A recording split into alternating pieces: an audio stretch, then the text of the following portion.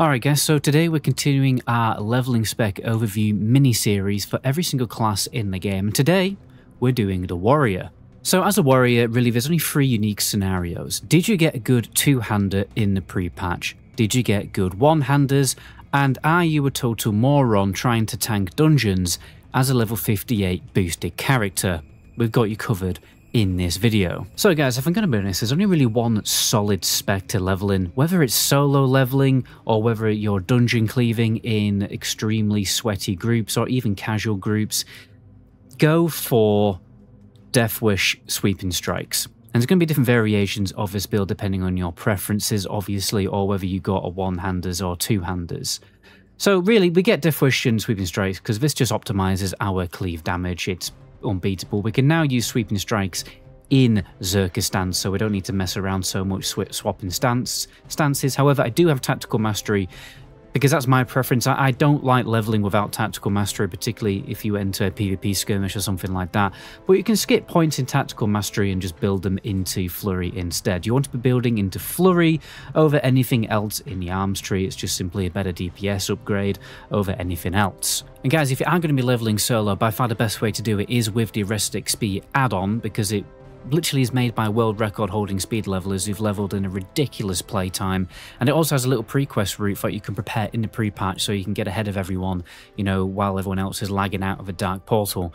So click the link in the description to automatically get a discount, and it's a great way to support the channel. Also, I know some warriors, elitists are going to complain that I've got improved rend. You don't have to go for improved rend, you can put them into deflection, you know, points and deflection instead. I like rend because in certain situations you might be kind of hamstring kiting an elite mob for a group quest or something in a little 2-man, and sometimes what you do is you hamstring, put rend up, and then you run away, hopefully letting the other dude who's in your party take some aggro, but you're still dealing damage and getting that elite mob down, you know, while I've got a rend up. And it's the only really unique scenario where rend actually becomes moderately useful, because rend, as we know, is pretty crap until Wrath of the Lich King. And the other build I'm going to show you guys, if you're dual wielding, obviously you need to put points in dual wield spec, you know, to get yourself down the tree over other talents.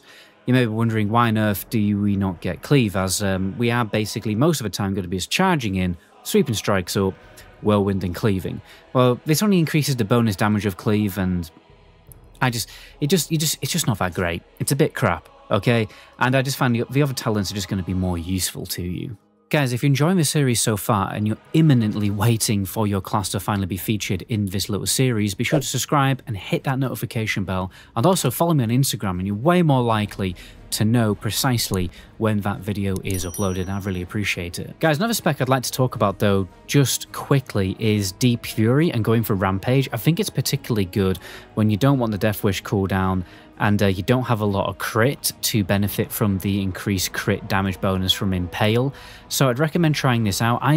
In my experience, when I was recently leveling on TBC server, I only had the basic blue PvP gear, and I did find that leveling Deep Fury did seem to just slightly do a bit more DPS in those dungeon runs, so I would consider this spec also. Now, the last talent build is more of a deep protection build, obviously, and I don't really recommend going for this if your gear is very bad, because you'll find that Hellfire Ramparts and Blood Furnace and everything, the mobs actually do hit quite a lot, particularly if your gear is bad, or if you're an absolute moron and trying to tank dungeons as a level...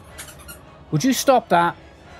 Behave, I'm trying to record a video. So what you will find is, you know, trying to do tank dungeons in boosted gear is, yeah, you're going to struggle to stay alive unless the healer's good. If the healer's in boosted gear as well, yeah, good luck. Honestly, just good luck, guys. So a lot of the time what you're going to be doing is you're going to have to take things slow if you're going to do this. You're normally going to charge in, tab target, devastate, and thunderclap to hold aggro, and you're gonna range pull with your gun and try and pull as little mobs as possible with every single pull. So my honest advice, guys, if you're boosting a toon for a warrior, honestly, my advice would be to not try and tank dungeons until you've got decent gear. You know, leveling in Hellfire Peninsula, you're going to get very good gear, or if you've got the money, then buy some gear off the auction house, because guys, look, I don't know if you guys remember the communal gear, as you can see. I mean, oh my god, it's an intellect piece, that's obviously not going to be it. But look how good it is, okay? I mean, look how bad it is. plus 17 stamina. That's it. It's very, very bad. So don't try and tank dungeons as a level 58 boosted character.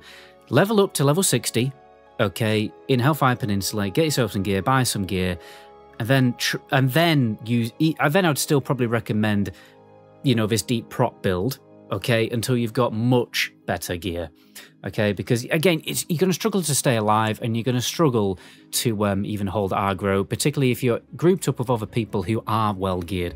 Everyone just goes crazy in TBC and tries to cleave and pretend the game is retail World of Warcraft, because everyone's just impatient. So yeah, so save yourself the embarrassment of dying all the time and not holding aggro by actually going deep prot, so you have some survivability.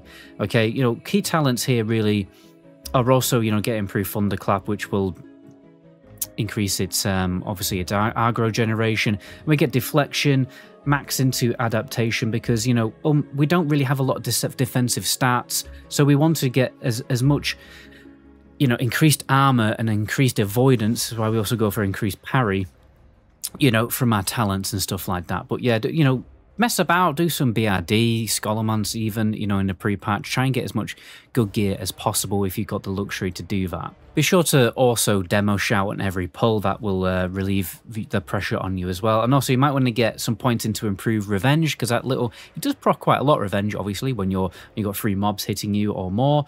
And the little stun that you can do with revenge is also quite nice at relieving some pressure. But remember, guys, like, the TBC dungeon gear is basically equal to vanilla WoW raiding gear in a lot of scenarios, especially when it has gem sockets on it as well. Buy some cheap gems from the vendor in Hellfire Peninsula, you know, to make your character even more powerful. And ideally, you know, when you're about level 65, that is when you can actually start tanking properly and just switch to this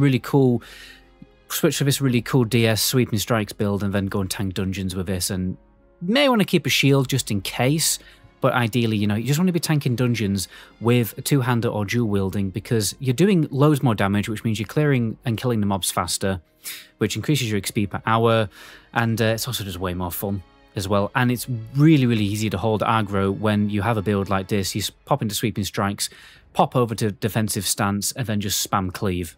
It's very hard to, like, lose aggro when you're, like, spamming cleave with sweeping strikes up in defensive stance. And remember, guys, we have dual spec now, which I would recommend getting, so you can dual spec into this DPS leveling spec instead, right? And then just kind of fill the waters, try and tank a dungeon with it. If it sucks, then go back to your deep protection spec. Always have that backup plan. You know, you just don't want to embarrass yourself in groups and stuff like that. But anyway, guys, that's all my advice when it comes to leveling specs in TBC Classic Anniversary for the Warrior. My name is Metagoblin. To the next video, ciao.